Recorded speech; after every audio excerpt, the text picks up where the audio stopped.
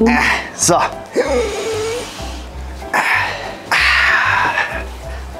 So, welcome everybody. Great to have you here. It's our first video in English here about my new tank and my new office. And there's going to be a video about the building and our company and also my sumpROOM. I would say, since we've had some comments on our German sumpROOM video and whether the sumpROOM is too big or too small or whether I'm exaggerating or going crazy. I cannot imagine, Alex. I cannot imagine. I think I'm gonna start with the sumpROOM and show you some ins and outs about why we do things and how I did things in my tank. Walk with me and you'll see how it looks like.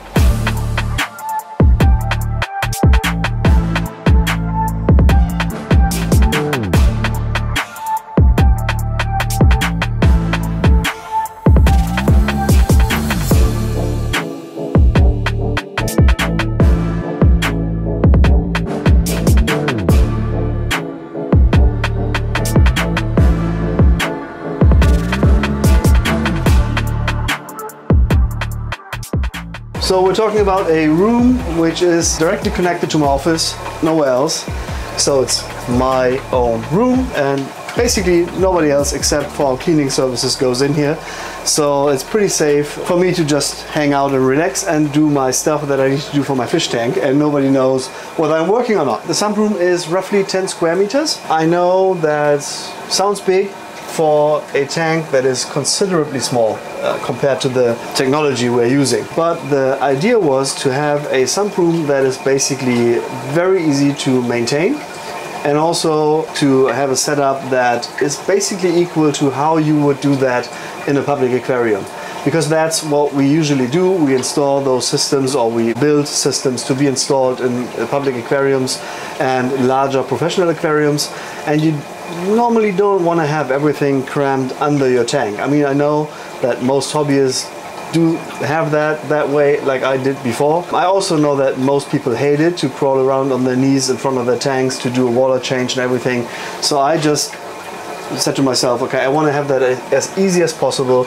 So maintenance is basically what you want to make easy. That makes your life easier.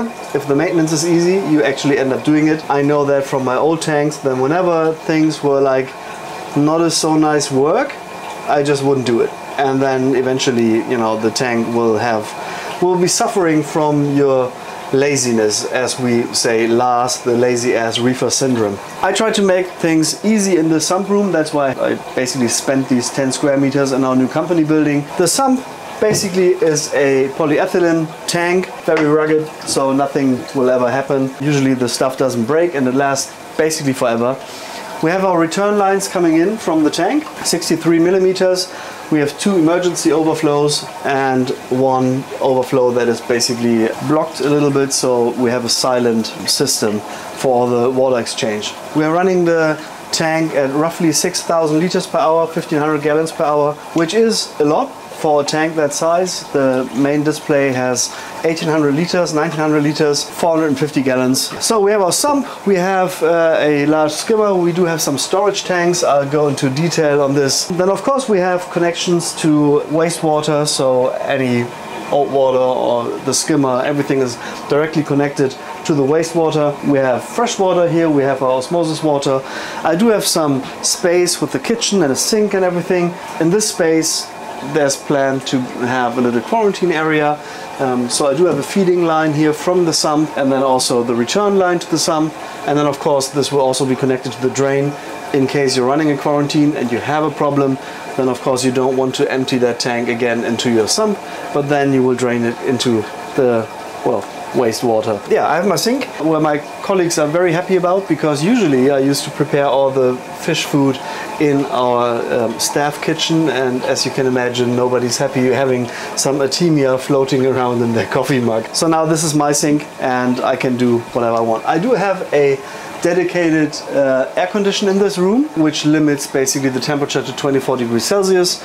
So whenever the building gets too hot, this is automatically switching on, and then the same thing when it's getting too cold inside, this thing will also heat the system. So all of our company is basically completely solar powered. We do have a 60 kilowatt peak solar system on the roof, which is by far more than we actually need here at Venotech or Biz. So we do charge all our company cars and the vehicles from the solar roof.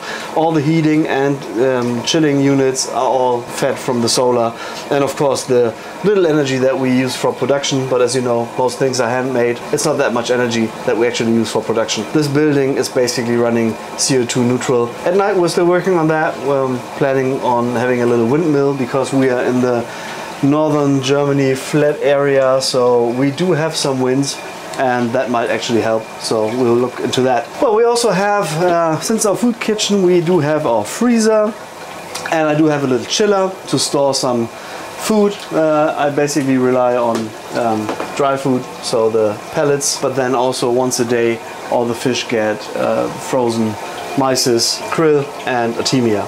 So I try to source that from a company in Germany, which is also producing the artemia in Germany. Very pure material, there's no viruses or germs in there, so it's supposed to be very clean. If you check it out under the microscope, it's the whole animal, so it doesn't look all mushed and squished and mixed. So I think it's very good quality, and all the curators from the German aquariums buy there, so I assume they know what they do. Then of course I do have some storage area. There's also a little plan and overview for the system. That's the main display. 3 return lines coming back. We have 2 return pumps which are just running parallel, but they both have their own dedicated plumbing, so I can take either one off at any time and the system will still be fine to run. The skimmer circuit, super easy. 1 dedicated pump for the skimmer. Skimmer is returning to the sump, and then also the skimmer has a drain valve directly to the wastewater. Then there's another feeding pump which feeds into the quarantine and storage tank line. So I can either fill those tanks or run to the quarantine. Right now this tank is permanently running in the seawater, which is just, you know, enlarging my saltwater volume to roughly 2.5 cubic meters. Then this water is returning just by gravity into the sump. Of course you can switch those systems over. One is the RODI storage, so whenever I take RODI water from it, it will automatically fill back up. I can do that with both tanks, so as you can see I have many valves here, but they are now all described and labeled, so actually everybody should be able to understand. And then I can use those tanks also to make up salt water, so this is actually my mixing station. In case I'm doing a water change, all I need to do, switch off that pump or close this valve for the feeding line to the system. Then I open the waste gate, and then 500 liters, roughly 130 gallons, will go into the drain. I fill those up with the RODI storage with that pump, put salt in, 18 kilograms roughly, let that mix for half an hour, and then I just switch on the pump or open that valve again, and then those 500 liters of fresh make salt water directly into the circuit. So that's very simple. So we can say, Alex, you built everybody's dream sumpROOM out of the experience you had in the public aquariums and made it possible for private too, if you have the space. Of course, there is some space needed, but I'm pretty sure that every hardcore aquarist or enthusiast would do it in that way, or at least give themselves the room if their wives or girlfriends or whatever would allow it. Of course it does cost some money, but I mean everything costs money. But the only thing that I did different than the others, I just used more Abyss pumps. But of course you can have the same setup with, you know, cheaper pumps. I have full understanding if people can't afford 5 Abyss pumps for their tank. I just happen to get the pumps cheaper than anybody else. I do not have an idea why. That's why I can show off. But of course you can use a similar setup and create that with, you know, whatever brand you like. You can use Octo, Eheim, Deltec. There's many pump manufacturers that build some affordable pumps for smaller systems. But the idea of having every device running on its own pump just makes it so much easier to maintain. Because if I want to adjust the skimmer, I just, you know, play around with this one driver, and I can set the skimmer to exactly the value without changing other things. Like if you have a manifold with, you know, 6 different valves, and you open your carbon filter, and then your GFO and or the other filters or media reactors are affected by that, makes it more complicated.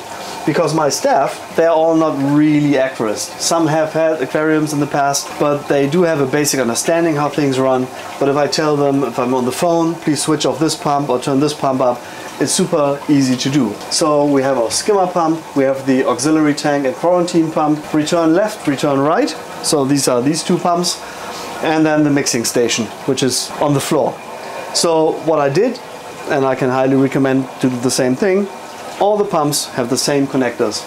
So in case you have an issue, I can just basically take off any pump and exchange it with any other pump. Especially because I have two return pumps and they're both running at the same value. One would be enough for the tank, of course, but that also means I always do have a hot spare. Nothing is worse than if you have this old pump lying around as a spare, and in the moment you need it, you find out it doesn't run. So that's the worst thing. So I do have this skimmer. That's a New Wave Nazare skimmer. So it's the smallest one of the professional skimmers they build. Diameter is 250 millimeters, which is 10 inch roughly. So it's quite tall, but it takes up very little space and it runs very efficient. So the air takes a very long time to basically come out of that mix. In the middle of the skimmer, you might have seen a schematic from this. In the middle, the foam comes up, the mix comes up, and then in the second chamber, this is actually 3 chambers. In the second chamber, the foam is going down, the water needs to go down around this expansion area in the bottom, but the gas, of course, will come up. So basically, in the middle chamber, you have this sort of downdraft skimmer, so that makes a very long contact time. And on the outside, the water is basically degassing through this water column of roughly 1 meter and 40 centimeters. So the water coming out is perfectly degassed, can go directly into the tank. In this case, it's just dropping back into the sump. I do have a redox control ORP probe hanging in here, which is making sure I always do add a little bit of ozone. So I'm running with roughly 5 to 10 milligrams of ozone, basically permanently. I don't drive that ozone level too high unless there's problems, but having a little bit of ozone, I found, always helps. The good thing about those professional skimmers, and there's some good skimmers on the market, Deltec for example, they also do have this automatic cleaning system which works really, really good. So on the New Wave skimmer, you have the flushing basically for the inside of that of the foam pipe. So now that's being cleared and you see the foam is immediately coming up, and then you can close this. So I do that once a day. I also do use the boost mode on the A200 to actually let the skimmer overflow every 3 hours. So every 3 hours the pump is going to maximum, and then for 1 minute the skimmer is basically cooking over, pushing all the gunk out that's been collecting and sitting. If you want to rinse the outside, you just open the freshwater valve, and then you have your cleaning for the skimmer cup. So this water is just fresh water as it's just going to the drain. So that makes maintenance quite easy. The skimmer just really needs a hardcore cleaning every 1 or 2 weeks. So makes it quite easy. This stuff you normally don't have to clean. If you limit the light, I do have some shades on the window here.